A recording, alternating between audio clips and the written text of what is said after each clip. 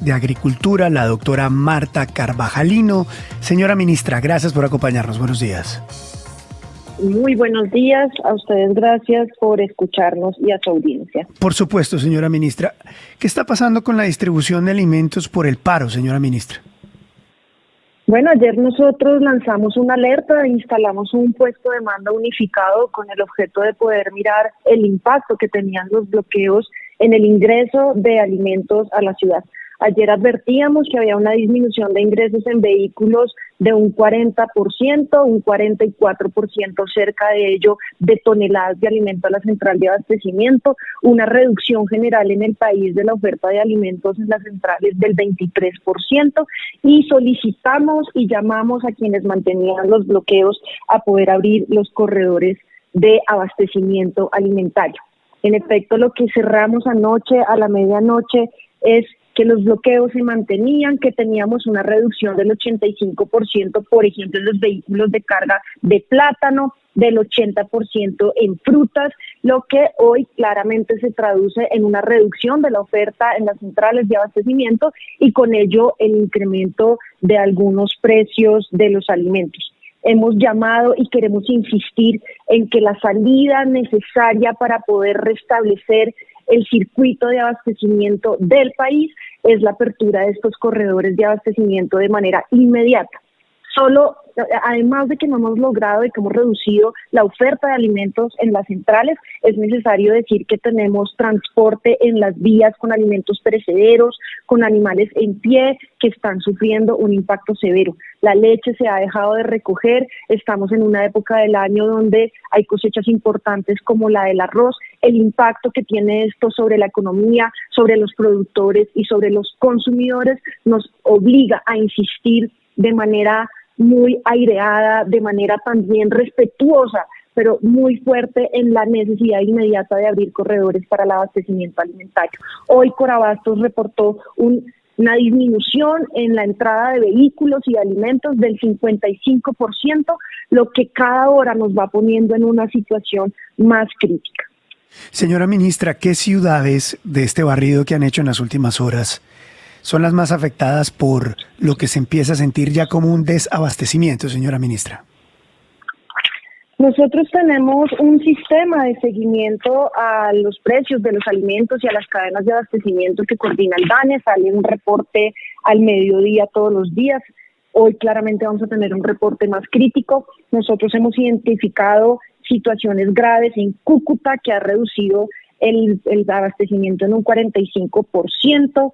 Las restricciones en vías siguen aumentando, o sea que vamos a tener un impacto más severo en este dato. En Bogotá ayer teníamos 40 y como te indicó, hoy ya vamos en el 55. En el Mercado Nuevo, en Valledupar, que es la central de abastecimiento mayorista, 70% ayer. En Bucaramanga, 30%. En Cali, 33%. En Cartagena, 27 a 30%. En Neiva, 26%. Y en la única plaza poco afectada es la plaza de Medellín.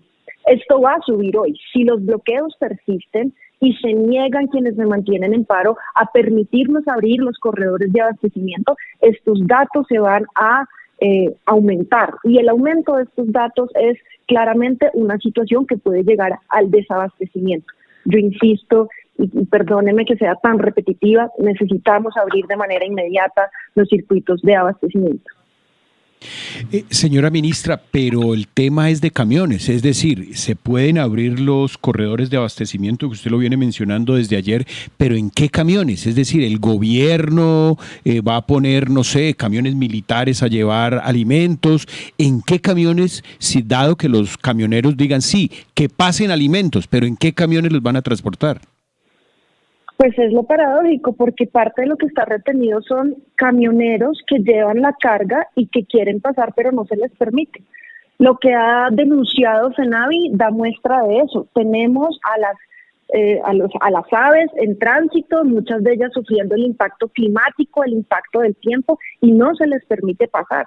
Teníamos unos camiones de carga con cerdo, no se les permitió pasar, tuvimos un impacto en varios animales, tenemos alimentos perecederos que la gente nos está llamando para decir que quiere hacer llegar. Nosotros con la Agencia de Desarrollo Rural hemos dispuesto un número de contacto para que los productores que no encuentran transporte se comuniquen con nosotros para poder tratar de identificar esa agrologística, pero es necesario decir que hoy tenemos camiones con carga en las vías que no se les permite el paso. Ministra, buenos días. La saluda William Calderón. En materia de productos, ¿cuáles son los que han presentado mayor incremento o con cuáles incluso se puede estar dando especulación en los precios en este momento? Hoy tenemos una situación compleja en leche, lo que claramente se va a traducir en precios porque no se está recogiendo la leche. La leche tiene un ciclo muy delicado. Cada hora que pasa la leche en el tanque de recolección es una hora crítica. El deterioro de la leche impide que luego se pueda transformar. En temas de aves, de cerdos y de ganado en pie tenemos unos impactos que esperamos medir hoy después del mediodía. Nosotros tenemos ya medido un impacto muy duro en cebolla cabezona con un incremento del 129%, por ejemplo, en el mercado de Montería, 74% en Bogotá. Tenemos un impacto en zanahoria donde ha subido el 125% en ciudades como Popayán o el 83% en Sincelejo, un aumento en Arracacha del 124% en Bogotá, nuestra central mayorista. El tema del limón Tahití subió el 56% en Cartagena, 32% en Villavicencio. El tema de la papa ha venido subiendo también en Villavicencio y 137% la criolla. Estamos haciendo seguimiento cadena por cadena, producto por producto, para poder también advertir lo que usted ha puesto sobre la mesa, y es que terceros inescrupulosos no especulen con los precios y poder tener, aumenta el precio cuando usted no tiene oferta, pero allí donde hemos logrado mantener la oferta, pues el precio tendrá que mantenerse, y con la autoridad de vigilancia y control mantendremos las medidas del caso. Exacto, hacia allá iba yo, ministra, buenos días.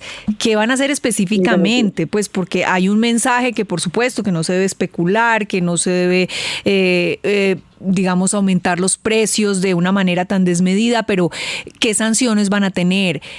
¿Cómo van a hacer ustedes visitas, recorridos? ¿Cómo van a recibir denuncias? ¿Qué es lo que están haciendo para que precisamente no se aprovechen de los consumidores?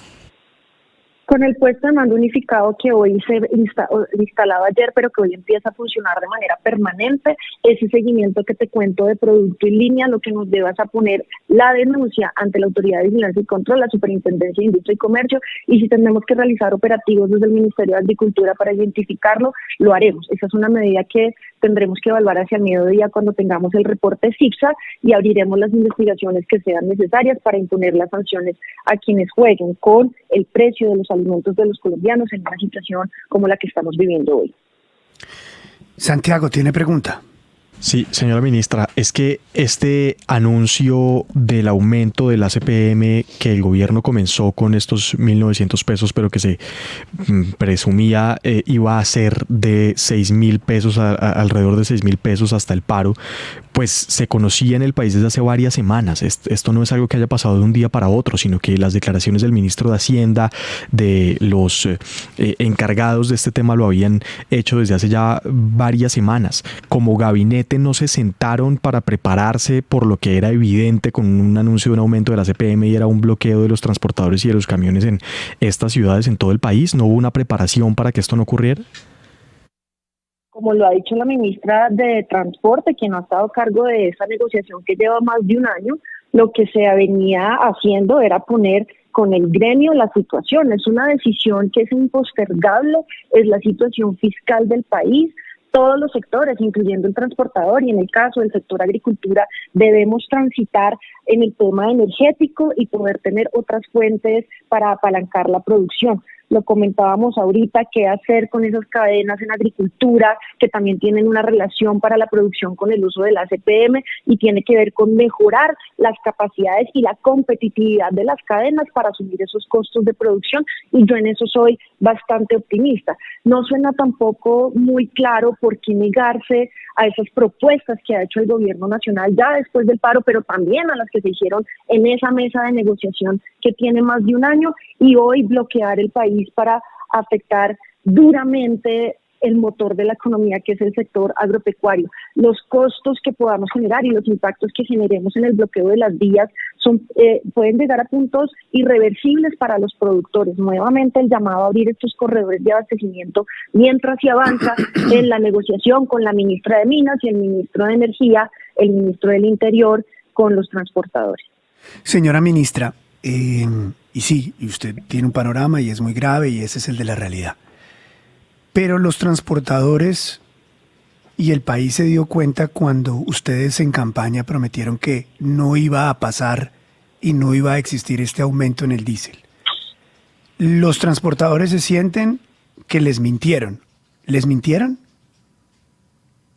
Esa es una respuesta que ya ha dado la ministra de Transporte, que ha dado el ministro de Hacienda, que a quienes les corresponde y han liderado este proceso de negociación. Y yo creo que en el marco del diálogo que se ha sostenido con diferentes sectores de transportadores se han dejado los elementos claros. Como lo han dicho varios economistas, incluso contradictores al gobierno nacional, esta medida es una medida de responsabilidad fiscal con el país y puede ser compleja, puede ser de impacto, pero tenemos que como país, con todos los sectores de la producción, poder buscar una salida para asumirla y que aquellos, no el gran transportador, el pequeño transportador, el trabajador de la industria, el trabajador del sector transporte pueda tener una condición para que este impacto no afecte su calidad de vida y su bienestar.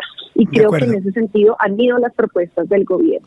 Pero ministra, yo creo que es un diálogo que debemos sostener con la ministra del ramo. ¿Y este diálogo no debería empezar diciéndole a los transportadores les mentimos y al país les mentimos y tenemos que hacer lo que corresponde? ¿Los qué? No te entendí, ¿los qué? No hay problema, señora ministra. Decirle que ese diálogo no sería mejor empezarlo diciéndole a los transportadores, hombre, les mentimos y estamos haciendo lo que corresponde fiscalmente y lo que corresponde según las finanzas del país. Yo no creo que haya allí una mentira. No estuve yo en ese sector en el empalme, no puedo decirle con certeza que eso es lo que se prometió en la campaña en ese sector. Yo le puedo decir que el gobierno está protegiendo al trabajador, que esta negociación, como lo ha dicho la ministra de Transporte insistentemente, tiene más de un año, que están las cartas sobre la mesa y que hay toda la disposición del gobierno nacional para avanzar en un acuerdo. Señora ministra, gracias por darnos unos minutos. Es usted muy amable, muy gentil. A ustedes, muchas gracias. Gracias. Son las 8:38. 8:38. Bueno, no sé. No veo esto avanzando, profesor Quijano.